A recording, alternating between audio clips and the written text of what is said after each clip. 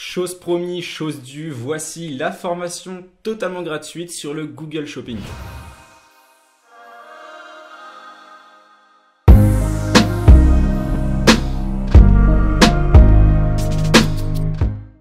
Salut l'ami, c'est Pierre de Scale.me, j'espère que toi et que tes projets vous portez évidemment à merveille comme d'habitude. Bon, comme je te l'ai dit, cette formation elle est totalement offerte, c'est gratuit. Je vais seulement te demander, si ce n'est pas déjà fait évidemment, de liker la vidéo, ça va me donner un gros coup de pouce justement pour la visibilité sur YouTube. Juste ça, évidemment t'abonner. Et bon les gars, j'ai regardé, maintenant on peut voir qui a activé la cloche, c'est du grand n'importe quoi. Voilà les chiffres sous les yeux. Est-ce que toi tu trouves ça normal? Avec tout le contenu que je te donne gratuitement sur la chaîne, t'as pas activé la cloche? Bon allez, je te laisse te rattraper, c'est juste en dessous à côté du bouton s'abonner. Allez, on n'est pas sur Netflix ici, concentre-toi à 200%, prends de quoi écrire et prendre quelques notes évidemment, de prendre un petit café et on est parti, tu vas appliquer tout de A à Z pour justement faire tes premières campagnes sur le Google Shopping. Concrètement, cette formation, elle va être divisée en 3 vidéos sur cette chaîne YouTube, donc totalement accessible pour tous. Bon, la première vidéo, ça va être celle-ci, ce sera une guise d'introduction. On va voir comment fonctionne Google Shopping, à quoi ça ressemble,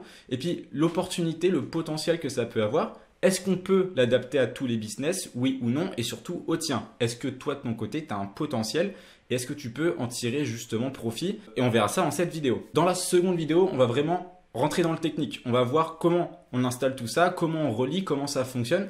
On va vraiment tout créer de A à Z et lancer tes premières campagnes sur le Google Shopping. Et la troisième vidéo, ça va être une vidéo d'analyse. On verra tous les types d'enchères, les types de budget. Évidemment, je ne vais pas te laisser et te lâcher dans la nature une fois qu'il y aura les campagnes de lancer. On va voir comment optimiser ces campagnes et comment faire en sorte d'être le plus rentable possible. Donc voilà, 3 vidéos qui vont arriver sur la chaîne. On va commencer tout de suite avec la première en guise d'introduction. C'est parti. Bon, déjà, d'où son nom, le Google Shopping, ça vient de la régie publicitaire de Google qui s'appelle Google Ads. J'en parle de plus en plus dans mes vidéos. J'ai même sorti une formation sur Google Ads qui parle de tous les réseaux sauf le Google Shopping que je t'offre ici tout de suite maintenant. Concrètement, il y a 4 énormes réseaux, gros potentiel, tous aussi plus puissants les uns que les autres sur Google Ads. Il y a le réseau de recherche, c'est les annonces qui sont textuelles quand tu vas taper une expression sur Google. Le réseau de display, ça va être les bannières donc en images qui vont apparaître donc sur YouTube, mais aussi sur les sites avec beaucoup de trafic, donc qui sont en partenariat avec Google AdSense. Il y a aussi évidemment le réseau vidéo qui passe en grande partie par YouTube et le Google Shopping. En fait, il faut faire un petit lien entre Google Shopping et le réseau de recherche. Quand on va taper une recherche sur Google, il y a 2 types de publicités qui vont pouvoir s'afficher. Donc l'annonce textuelle sur le réseau de recherche et les annonces Google Shopping avec des images, des prix et des titres. Donc c'est vraiment pas du tout la même manière de se positionner et techniquement parlant, on a des potentiels qui sont assez différents et des manières vraiment très différentes et distinctes pour vraiment se mettre en avant. Par exemple, sur le réseau de recherche, on peut mettre autant de mots-clés en requête possible, alors que sur le shopping, on n'a pas la main du tout. En fait, Google Shopping, on va donner la description et les titres à Google, il va les analyser comme dans le référencement naturel et ensuite, il va mettre en avant de manière plus ou moins automatique ta publicité et ton produit. Donc concrètement, si ton produit, on verra dans l'exemple, c'est une huile pour la calvitie, tu ne pourras pas te positionner sur des termes autres que ce qu'il y a dans ta description et ton titre, d'accord? On verra tout ça dans cette formation, mais il faut comprendre que le potentiel est assez différent et on va rentrer plus en profondeur par la suite. Bon, pour terminer sur l'intro, j'aime toujours comparer Google et Facebook. Là, clairement, on est dans la recherche et c'est super intéressant de comprendre ça. Il y a de très fortes chances que si tu vois cette vidéo, tu aies déjà fait de la publicité sur Facebook Ads. Tu sais très bien que la publicité sur Facebook Ads, on essaie de créer, voire de réveiller un besoin. Donc c'est très intrusif, c'est assez agressif. Alors que sur Google, les gens ont besoin et ils recherchent activement ton produit pour l'acheter. Donc c'est à toi de te mettre en avant et de montrer que tu existes, d'accord? Donc c'est pour ça que Google Shopping, sur 2 tiers de mes shops, donc de mes boutiques, c'est extrêmement puissant. Tu as bien entendu, 2 tiers, c'est pas 100%.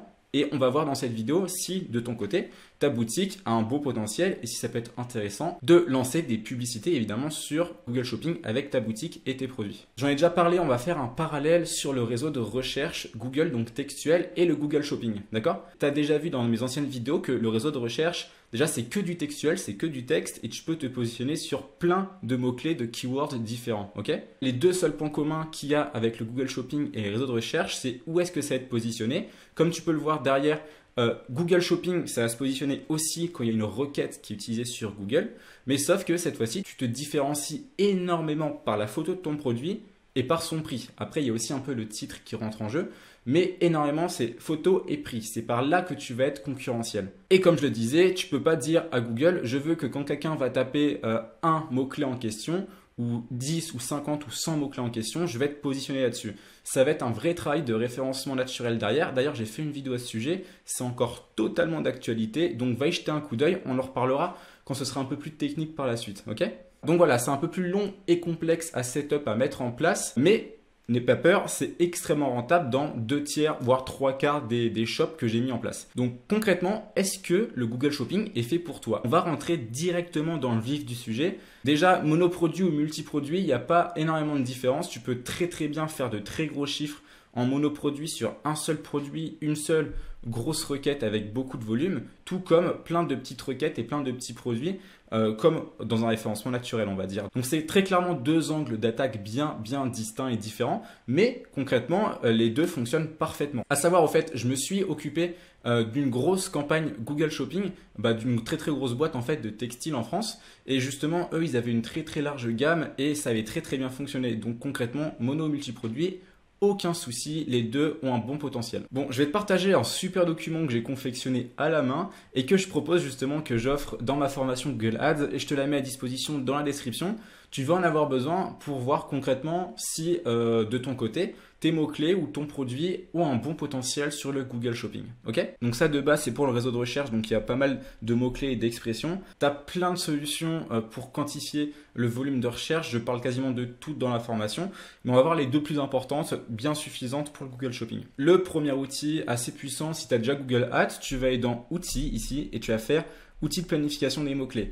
Tu vas faire obtenir le volume et les prévisions que va te donner Google. Ils vont te donner une fourchette du coût par clic que tu vas payer et combien il y a de volume en moyenne tous les mois de recherche. Donc il y a cette façon-là et il y a aussi évidemment Keywords Everywhere pour voir concrètement le volume moyen et le coût par clic de chaque mot-clé. Donc là par exemple pour Keywords Everywhere, il y a 40 500 requêtes par mois, un coût par clic de 80 centimes en moyenne et la compétitivité on n'en a pas besoin pour l'instant. Ok, ça n'influera pas dans notre prévisionnel. Quand tu as trouvé les requêtes les plus importantes, par exemple moi ça va être poudre aux cheveux, on va voir ici. J'avais mis qu'il y avait environ 14 000 requêtes par mois pour un coût par clic moyen de 1,10 €. Bon, Kmax, on s'en moque, c'est un concurrent. Comme je te le disais, sur Google Shopping, tu n'as pas la main sur toutes les requêtes. Donc, c'est pas comme sur le réseau de recherche où tu peux te permettre des petites folies. Là, en l'occurrence, il faut que tu trouves un mot-clé, une requête où il y a beaucoup de volume, donc pas mal de demandes sur lesquelles tu vas pouvoir te positionner et où le coût par clic pour toi, il y a un potentiel de rentabilité assez intéressant. Pour le coup, par exemple, ici, c'est assez concurrentiel. Il y a des coûts par clic moyennement élevés, entre 90 centimes et 1 €.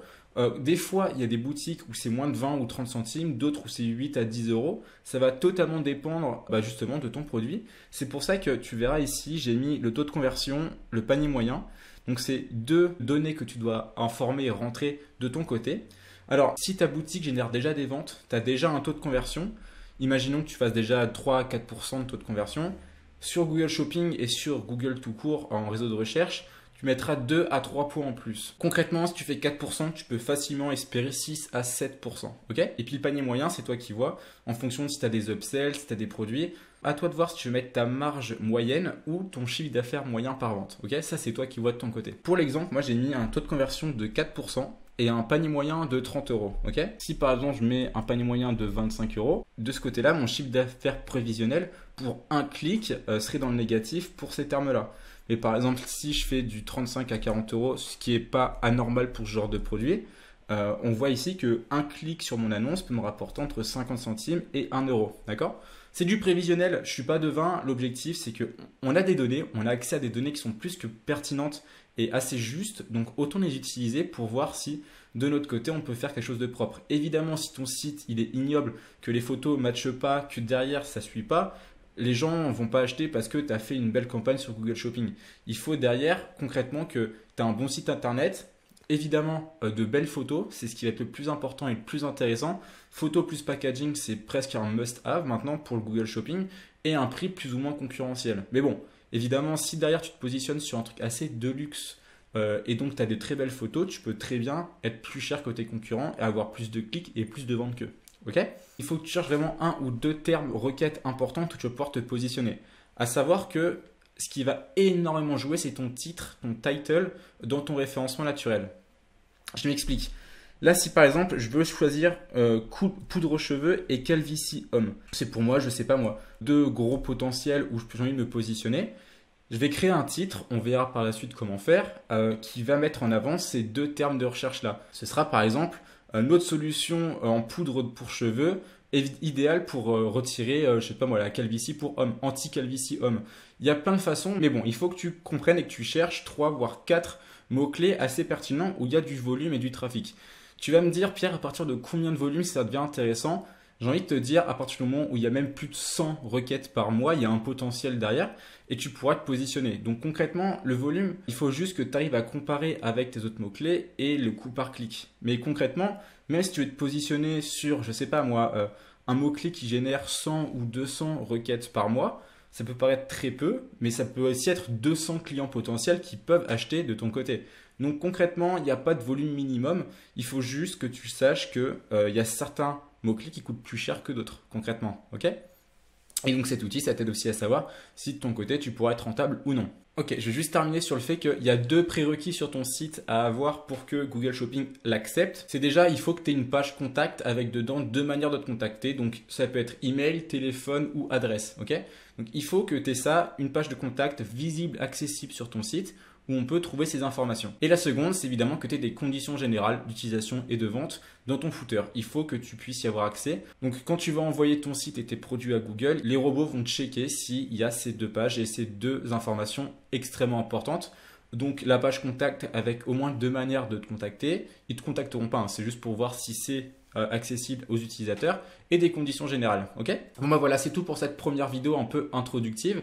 Si de ton côté tu penses avoir décerné un super potentiel pour ton business, bah on se dit à la prochaine pour la prochaine vidéo sur l'installation et la mise en place de ton Google Shopping sur ton Shopify ou ta boutique en parallèle. Ok? Allez, c'était Pierre de Scale.me. Oublie surtout pas de commenter et de liker évidemment si ce n'est pas déjà fait.